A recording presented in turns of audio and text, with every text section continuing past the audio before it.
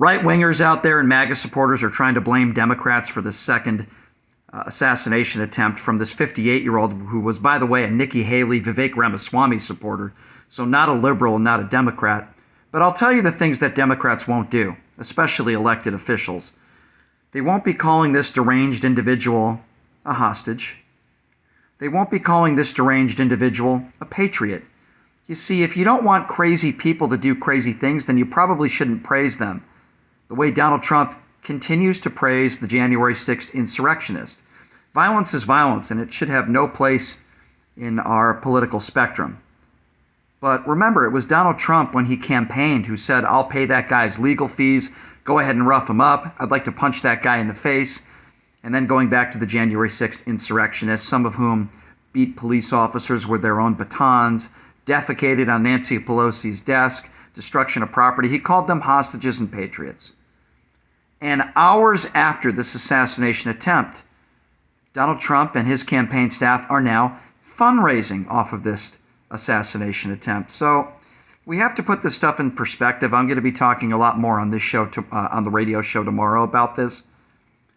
This is obviously something that needs to be called out on both sides, and it is. But Republicans are trying to blame the rhetoric from the left. I really don't understand where they're coming from when it comes to this sort of stuff. This was a deranged, lunatic felon. But here's something that Republicans won't be talking about tomorrow. They won't be talking about gun control.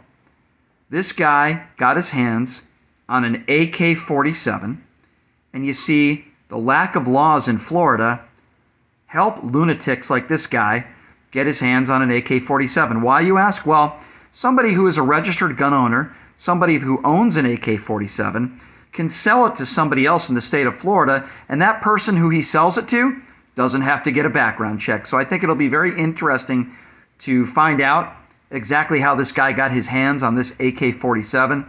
Oh, and just another side note, it's interesting. How did this guy know that Donald Trump was going to be playing golf? He didn't show up at a church on a Sunday. He showed up at a golf course.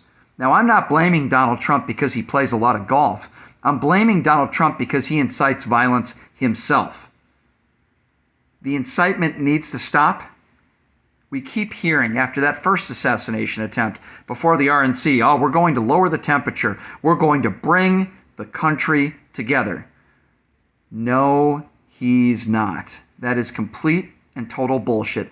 This will be the same Trump, maybe even worse now after this second assassination attempt. He does not bring the country together. He divides the country.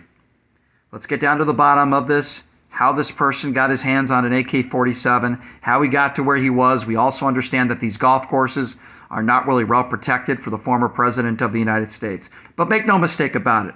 If a Republican tells you that this was the Democrats and this was their fault and it was the violent rhetoric that caused this to happen, remind them of what Donald Trump said about the January 6th insurrectionists. Remind them about the comments that Donald Trump has made over and over and over again about Democrats, over and over again about the media. Do we remember the pipe bomb that was sent to CNN, the attacks on the media from Donald Trump, the fake news, the fake news, the fake news? So spare me your bullshit, MAGA Republicans.